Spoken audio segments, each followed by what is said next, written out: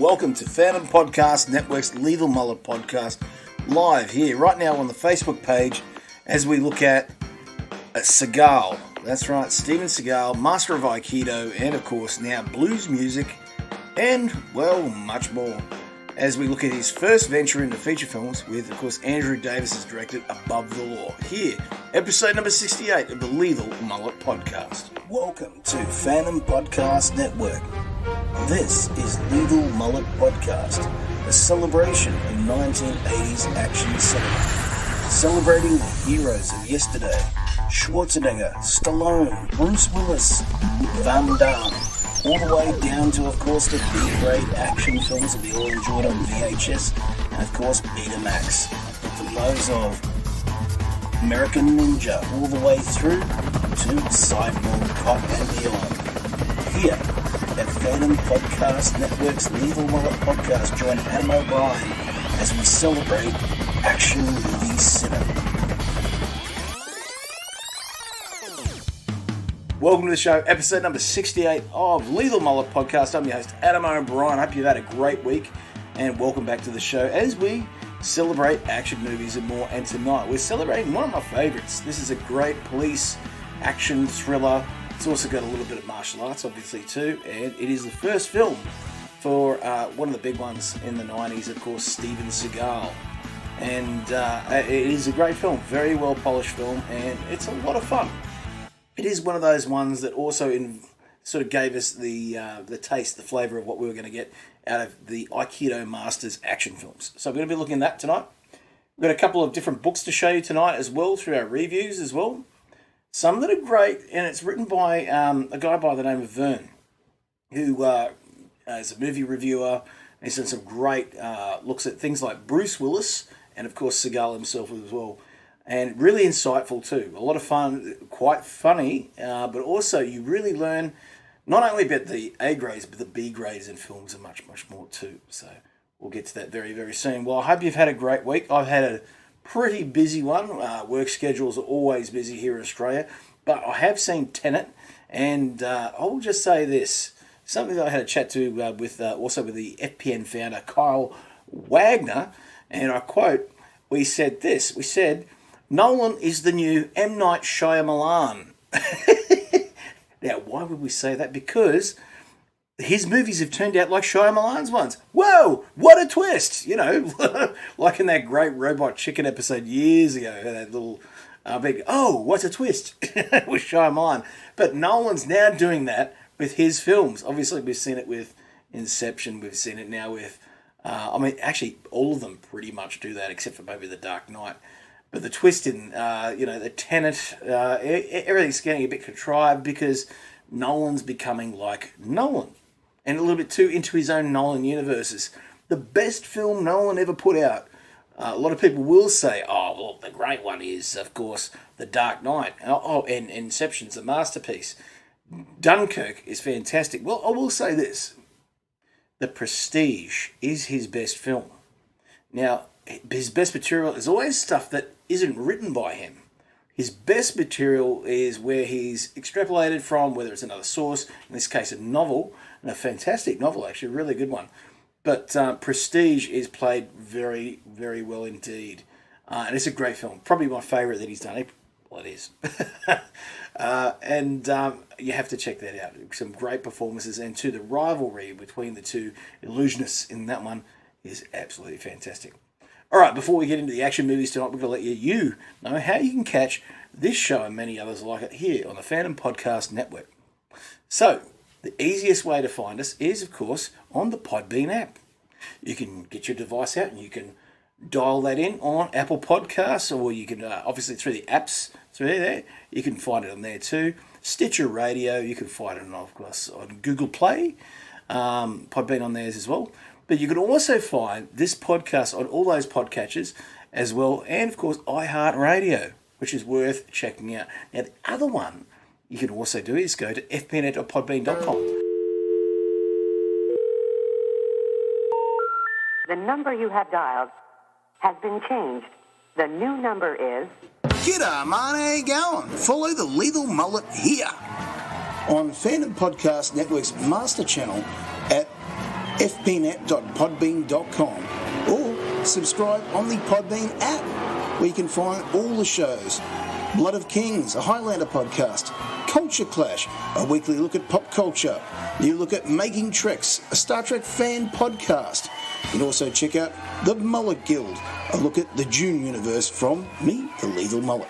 You can also check out this show and all the others like What a Piece of Junk, a Star Wars podcast, Type 40, a Doctor Who podcast, Good Evening, an Alfred Hitchcock podcast, and much, much more. All on FPN. You can follow on Apple, Spotify, iHeartRadio, and all podcatchers. Make sure you follow me, the Lethal Mullet, at The Lethal Mullet on Twitter, Facebook, and Instagram.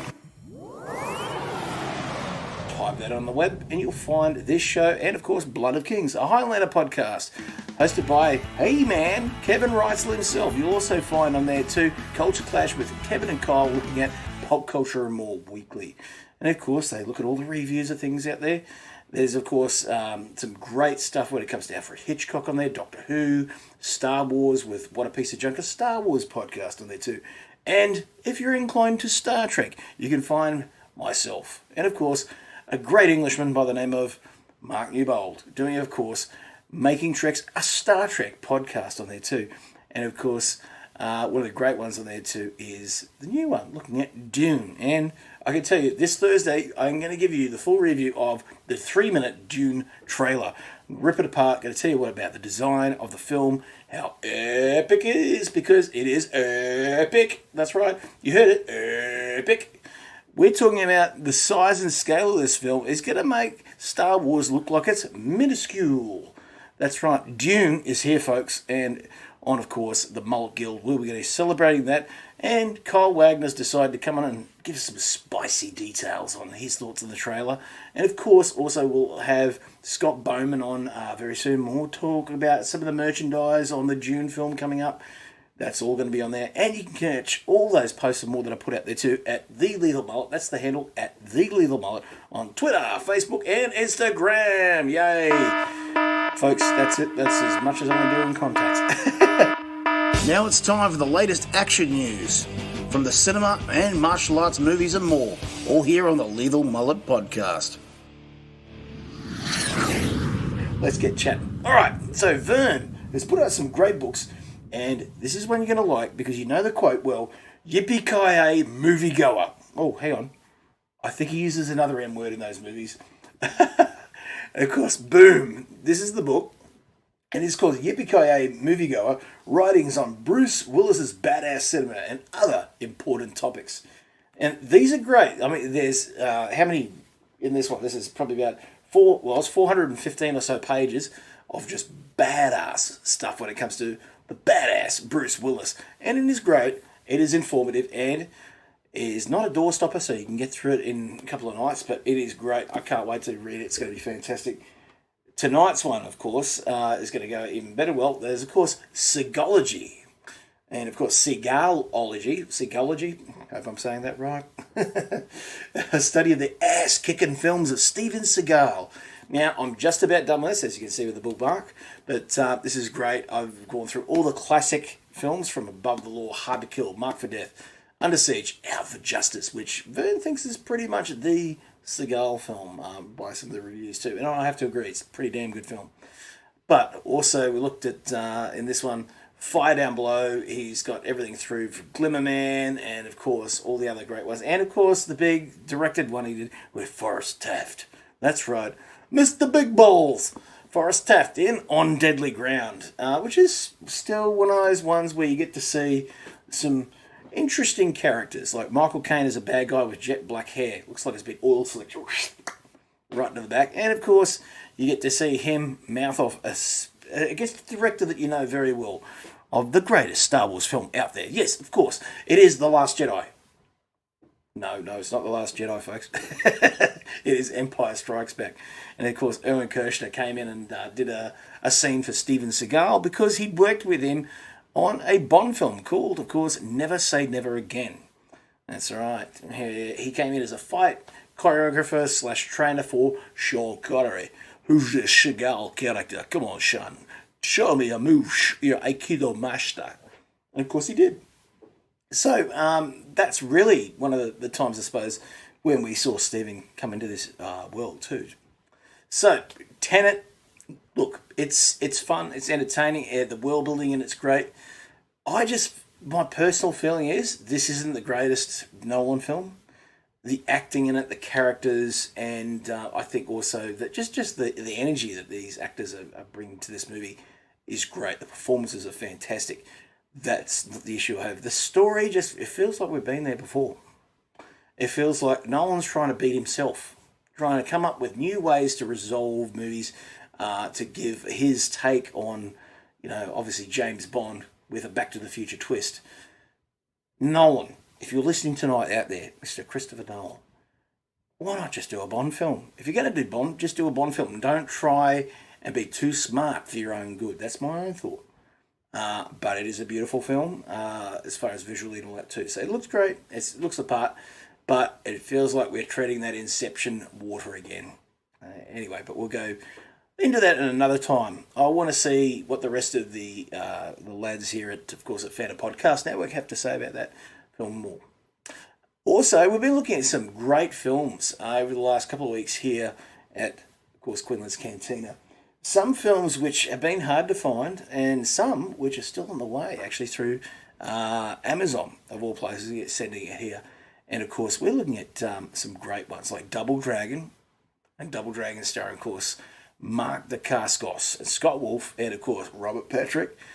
Something we may look at in maybe November here on the show. Look at some of these older B-grade movies that are based on, of course, computer games, and that was one of the best ones. Another one was, of course, Resident Evil. I think it's actually one of the better adaptations. Quite a good film. Very, very polished for what it is, too. And, of course, there's been a slew of sequels of those, too. Some great ones. We've also got, on the way here, Cuffs. That's all right. The Christian Slater film, starring, of course, Bruce Boxleitner as well. And some other great character actors. We're going to cover that here. That's a great film. I really enjoy that film. It is what it is. It's a very small, fun, quirky sort of cop action comedy, whatever you want to call it. And I've always enjoyed that film. It's a fun little film. A couple of other ones we're going to be looking at very soon is the Cannonball Run Part 2, which I hadn't seen in years, and we've just had it delivered here to the Cantina a little while back. And again, it's sort of treading the same water that we saw previously. But again, it's always great to see Bert out there doing what he had to do to get a win, and facing all the little obstacles on the way too. Jackie Chan came back for that one as well. And of course, we got Jaws from James Bond in that one too. It looks good, looks the part, and of course, great film. And I still say, and Kevin's going to hate me for this, better than Megaforce. And I do like a Megaforce film itself too. But there's something about the real sort of feel of the Cannonball Run, and the fact that it is real, because you know yourself, the Cannonball Run actually took place. It still takes place to some degree, from what I seen on YouTube and stuff like that. Actually, we should probably link some of those into the Facebook page. We'll try and do that when we look at Cannonball Run 2, because I tell you what, it's interesting to see the real stories as well, and just how it sort of influenced this comedy series. Like, it's an action comedy series, obviously, from Golden Harvest, but it really sort of captured that imagination of racing and being out there, being amongst it. And as an Aussie who's a Mad Max fan, as you know, folks, I loved it. It's fantastic. All right, so before we get into the Seagology stuff, we're also going to say there's a couple other things we've been looking at here in Australia when it comes to action films too, and one of those is looking at some older Aussie action films. Now, I won't name them just yet, but these are some great films which were sort of collaborations with overseas, and one of those I'm going to be doing here on the show in a couple of weeks after we've done these series of Seagal specials, which I'll tell you about soon. We're going to be looking at Attack Force Z. Now, this is a film that Mel Gibson starred in, and of course Sam Neill and a few others, John Waters from Australia. Not the other John Waters, but this is John Waters, the Australian guy that was on Play School. A few other things. Great actor, great musician. Actually should have been as famous as Mel Gibson, as far as I see it. You know, I'll give him the gun every time.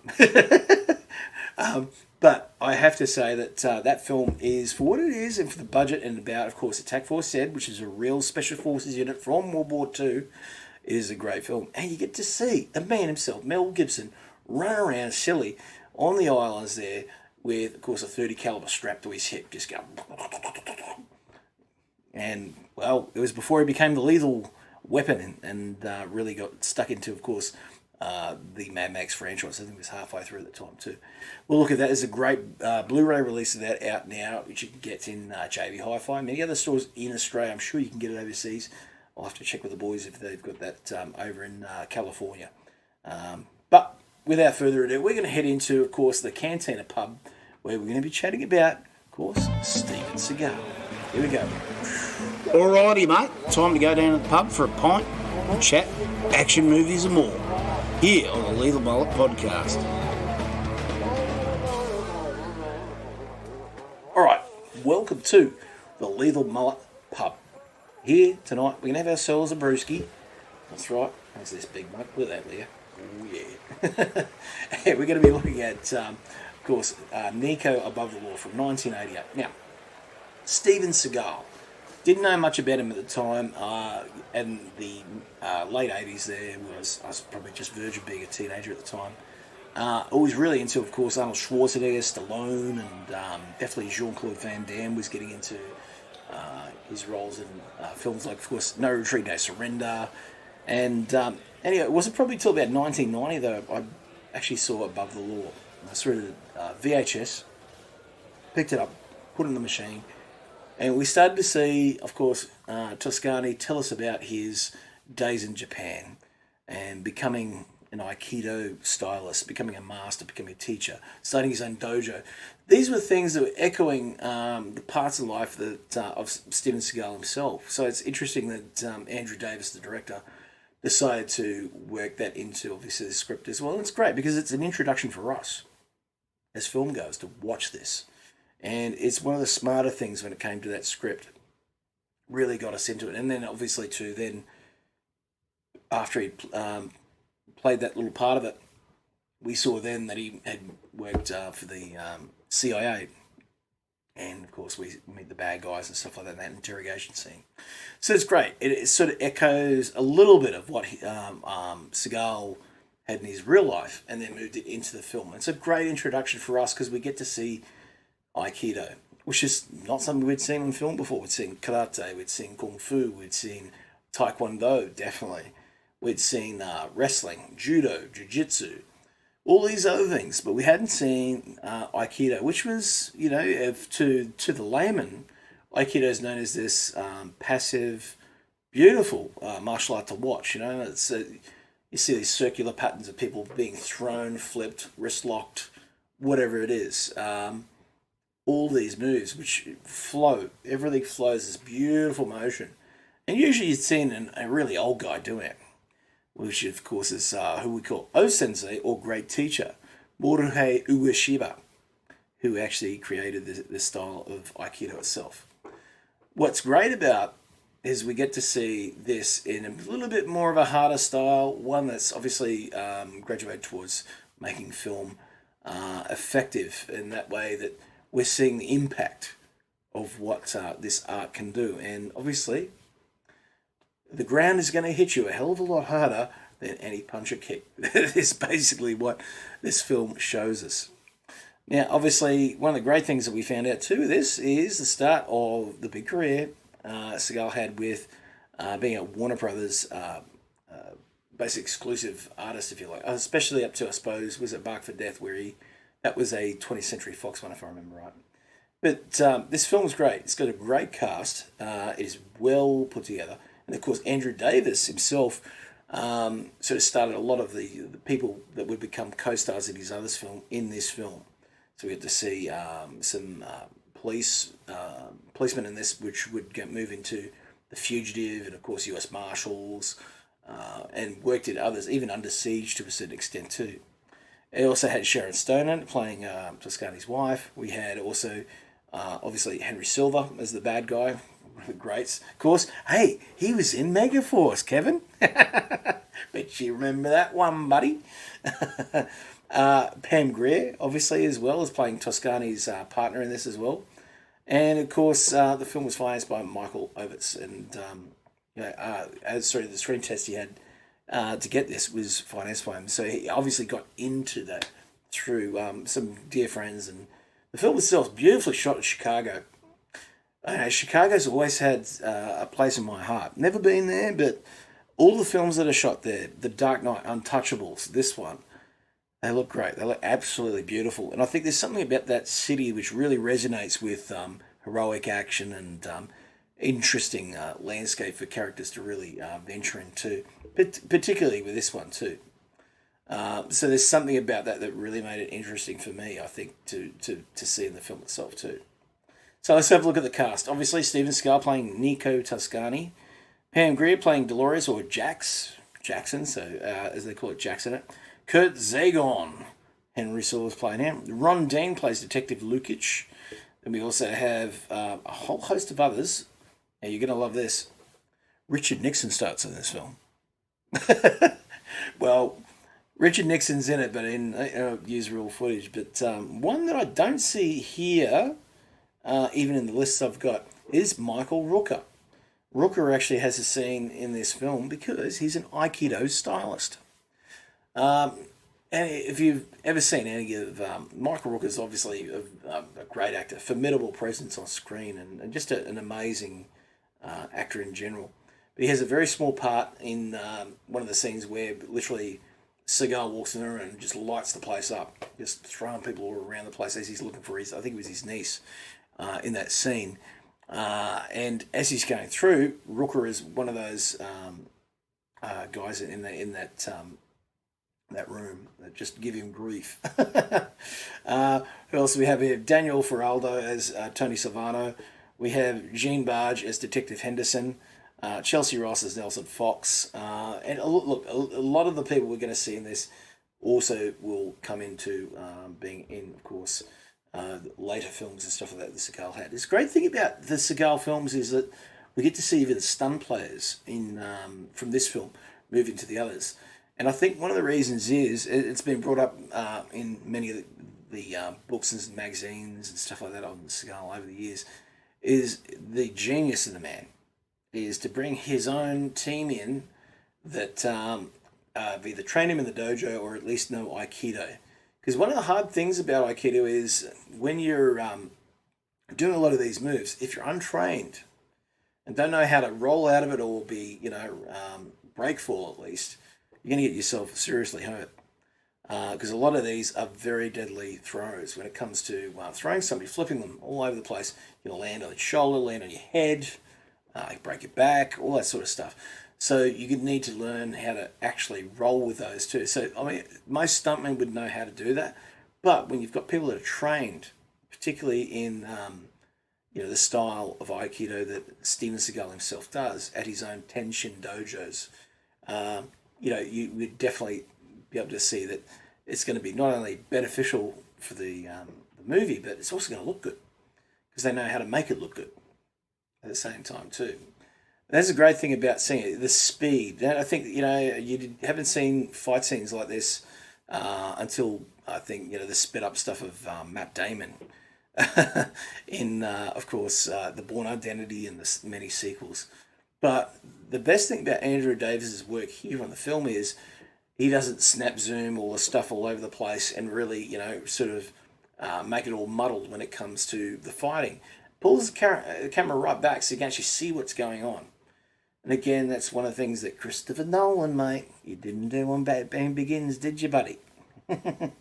And, of course, one of the things about that is to make sure when you're, making one of these films, you've got to pull it back and see not only what the hero's doing, and, of course, you want to see maybe smaller things to see, how a hand technique's done or whatever it is. But he's pulling it right back so you can actually see the effectiveness of what not only the Aikido's done, but where people are thrown.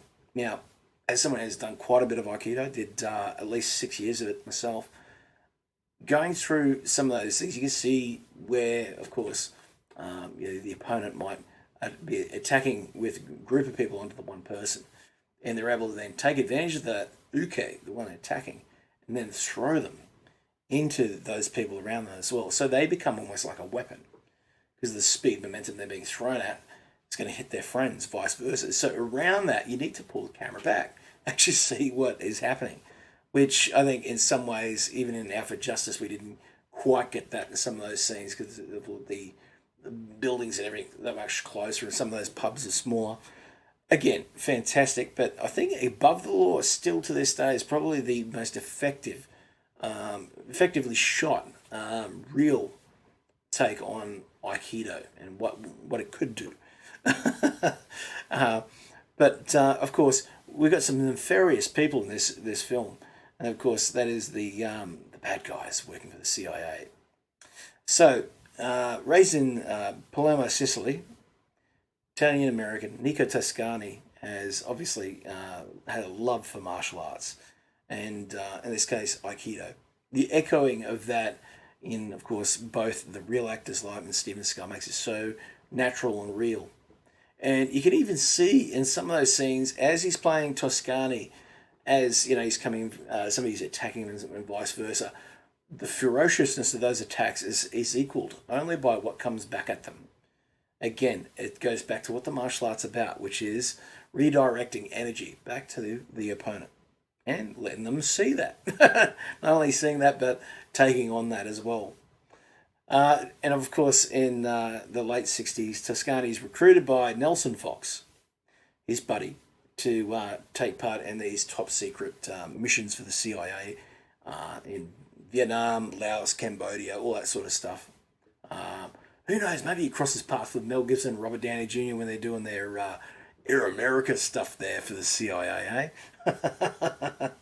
But of course, then he gets in that interrogation scene with Kurt Zagon, and one of the great moments is there. Henry Silver's like, "Who the hell is this guy?" He doesn't care, but he's like, "Who is this Nico Toscani?" Because the absolute denial of the, oh my God, this is happening, what we're going to do, and Toscani won't have it. He wants to get in the middle of this and stop it. And I think the only person in that room that is in any way going to be in his face is, of course, Henry Silver's character. And of course, it's all about them trying to interrogate to go through there too. But at the end of the day, what happens is, he leaves, and we fast forward through time to when he's a police officer in Chicago. So one of the great things too that Andrew Davis is doing, not only this film, but we see it in Under Siege, we see it in The Fugitive, particularly with Tommy Lee Jones and his great team that he's got there, and of course in US Marshals after that as well. But in this one, we get to really see Nico, Jax, and his team, his obviously his family as well, Sharon Stone, the mum, and the rest of the family. But we also get to see, them together at a family scene. It's almost, I always think back to The Godfather at the wedding scene. It feels like that when people try and sort of emulate that sort of camaraderie in a great family scene. But this really, really works because we get to see that family and what he's fighting for, really giving to the people. But what we get to see is then he has to start chasing down some hoods. And from there, all these little things trickle down to, loved ones, people close to him, even in the church and stuff like that, that are being taken advantage of through the CIA bad guys. And that, of course, leads him to Nelson Fox again. And, of course, surprise, surprise, Kurt Zagon. So this is also a great plot for him to just literally go through Chicago and tear some heads off.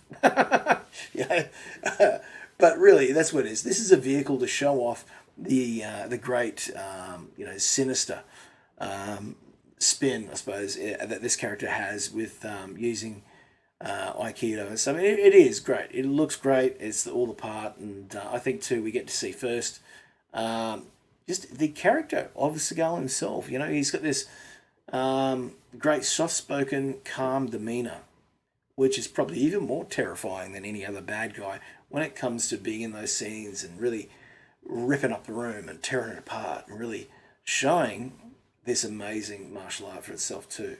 And I've always liked it. I think it's fantastic. On a $7 million budget, they made 18 at the box office. So, this was a success. This is why we have so many Seagal films, and still do to this day, in the direct-to-TV market. And even some of those are great too, which we're going to go through. Some not so much. But there's some great little gems in there too to check out, just like Van Damme. Van Damme's done some as well like that too. Now, this film, I think, to this day, is probably one of the most polished when it comes to story, plot, resolution as well. This great thing about it is always seeing at the end of these films, we see these great bad guys, but Seagal always, at the end of the day, no matter how much of an underdog some characters can be, Seagal's characters always got their revenge at the end, and you felt good at the end. You could kind of like finish it and it was like, that's it, it's done. And he gets it. Put it this way, Henry Silva, I would have been running the whole movie. It's great. And on the Hallenbeck scale, this film gets a whopping 4.25 out of 5. It's still a classic, still up there. So, we are going to be talking about a couple other classics, which we'll get to soon, in the next couple of weeks, which we'll do a couple of more. And that is called Hard to Kill. We'll talk about, and we'll also talk about Alpha Justice. These two are definites, which will be probably on the next episode. A lot of people have always said Alpha Justice is probably the most solid when it comes to his acting. His acting got quite good by this stage. But Alpha Justice has got some great martial artists in it too. Of course, the number 2 to Bruce Lee, Dan Inosanto, is in this one too. Now, Hard to Kill is great because it was interesting spin because we get to see Seagal basically play a detective-like character who gets killed, or in this case, think they get killed, but he actually goes into a coma and wakes up so many years later and then basically has his revenge on the people that put him there too. Starring his ex-wife, Kelly LeBrock, as well. Others we have, of course, one of the greats. Now, I've got this one as a double pack. And we will do the other one at another stage, because I know Kevin, the Raider Nerd Reitzel, wants to do Rapid Fire. But the other one is, of course, Marked for Death. The great one, that, of course, Screwface. That's right, Screwface. The great bad guy in this one, too. And it's a great spin in that movie, too. If you haven't seen it, it's a great spin on what happens with the bad guy in that one. Fantastic film, if you haven't seen it. But, of course, later on, he went into the direct-to-TV market and played Elvis. Maybe it's just the sideburns, eh? This is one, Kevin, the Radio Riotsel's favourite Seagal films, is Mercenary for Justice. It's funny how some of these titles all start to sound very, very similar, don't they, folks? But look, I really go back to, I enjoyed that era of Above the Law, Hard to Kill, Marked for Death, Out for Justice, Under Siege, right up to, of course, then On Deadly Ground, and Under Siege 2 is even a bit of fun too. I think it's actually got better bad guys in that one too. Great film. Die Hard on a Train. Who would have thought? But also then, of course, after that we had Fire Down Below, Glimmer Man, which is actually a bit of fun. I thought it was a pretty funny film. And then we had films like The Patriot, which I found recently too, which I think I've only seen once, which I'll have to review and check out again too. And, again, one thing's been constant. He's always kept up that great Aikido. And after listening to some great podcasts by some Aikido teachers and stuff like that, and these senseis got in touch with, obviously, people that have directly trained with Steven Seagal and vice versa. It looks like the guy's still doing those styles to this day, so good on him. And good on Steven Seagal. But the films are always a bit of fun. There's something about that thriller, sort of mystery aspect that he's always had in those films, right up to some of those direct-to-TV ones in the mid-2000s too, which, again, have that sort of feel. There's stuff where he's even been an archaeologist in some of those films too, kind of like his own take of Indiana Jones. We'll be looking at in the next couple of weeks too. So stick around for, of course, Marked for Death, Under Siege, and of course the sequels. We'll talk about those as well, and much more when it comes to Seagal. But here, on the next couple of weeks, we'll also be doing with Lee Fillingsness, Brotherhood of the Wolf, once we get around to working out the schedules. And that's going to be really good because, again, he has, a love for not only that film, we all love, of course, Mark Dacascos, and Christoph Gahn's film is one of the most beautiful when it comes to that kind of film. Just really, it's on point, it's perfect. But let me know what your favourite Steven Seagal film is. Type in the comments below and let us know, is it Under Siege? A lot of people still love Under Siege as the favourite. Is it Above the Law? Is it Hard to Kill? Or is it maybe Marked for Death? I mean, is it one of the direct-to-TV ones? Again, he might not be what he is, was back then now, but back then, those films were gold. They were fantastic. And of course, they went head-to-head with Jean-Claude Van Damme, Dolph Lundgren, Arnold Schwarzenegger, and of course, Stallone. I mean, Arnold Schwarzenegger is one of the great ones. He's always had a string of those sorts of movies, but Schwarzenegger is great because he can do those, but he also can do the fanciful films like Conan, and I think that's the one thing that these guys could never do. The likes of Dolph Lundgren, Van Damme have tried all those. They tried very hard, but Schwarzenegger was able to really go back to it. Do fantasy, do sci-fi, obviously do the robotic stuff of the Terminators. But you could see in films, which, I mean, I do like them, the Universal Soldier films, they tried that. But they couldn't quite get it right. Except, I will give them this, Lundgren's Andrew Scott character, Sergeant Andrew Scott, with the U.S. Army, is actually a pretty damn good character. He should have got his own movie. Just on that. You didn't need Van Damme's Luke Devereaux that has no charisma. But it's always been an interesting premise. And if you haven't seen the Jeff Wincott sequels, directed, what are they, cable channel films? Brother in Arms, I think it was called, was Universal Soldier Part 2 and 3. These were apparently the official sequels at the time. But of course, Jean-Claude Van Damme has come back and changed that up too. So we will cover Unisouls down the line, folks. That's one maybe for Christmas time, so around there too. Anyway, well, love you and leave yous. I'm Adam O'Brien. I hope you have a lovely week. We'll catch you next Monday on, of course, the one, the only Lethal Mullet podcast. Stick around for Thursday for, of course, Dune talk on, of course, the Lethal Mullet's sister show, the Mullet Guild. And hopefully we'll have Kyle. G'day, folks. Hope you're enjoying the great shows here on the Phantom Podcast Network. Be sure to check out all the great shows that we have on offer and subscribe on the master feed at fbnet.podbean.com. You can check Blood of Kings, a Highlander podcast hosted by Kevin the Raider Nerd Riesel and Lee Fillingsness on their platform. You can also check out Culture Clash, which is the weekly look at pop culture hosted by Kevin and Kyle. Couch Potato Theatre. This is a cult classics and guilty pleasure podcast. Also Time Warp, a fandom flashback show. Endzone, a look at the NFL, the American football. Also Good Evening, an Alfred Hitchcock podcast looking at the great films of Alfred Hitchcock. Union Federation podcast, a Star Trek and Orville podcast looking at Discovery and of course Picard plus the Orville. Also the Hair Metal podcast looking at the great shows put on by the amazing bands back in the late 80s, their discs, their LPs, everything, all covering the fashion as well, hosted by Kevin the Raider Nerd Riesel. You can also check out Type 40, a Doctor Who podcast hosted by Kevin and Dan Hadley, looking at all the eras of Doctor Who. You can also catch out What a Piece of Junk, a Star Wars podcast, an amazing show looking at Star Wars, hosted by Derek and Scott. And of course our newest one, the amazing, the Mullet Guild, an offshoot of the Lethal Mullet podcast looking at Frank Herbert's Dune universe. This is like an encyclopedia for Dune, where I take you through and down into the rabbit hole of Frank Herbert's amazing space opera, the sprawling universe which is going to be brought to life by Denis Villeneuve and December 18. You can check out all the shows there. Be sure to also go onto the social platforms on Twitter at FanPod Network. Let us know what you think of the shows and what else you can look at there. You can also check out great articles that we put up to there that we share. Also check out on Instagram and Facebook, Phantom Podcast Network. Be sure to make sure that every Tuesday you check out the great work done by Making Treks as well. A brand new podcast looking at a deep dive of Star Trek hosted by myself, James Semple, and of course the ever popular and amazing writer of Star Trek and Star Wars, Mark Newbold.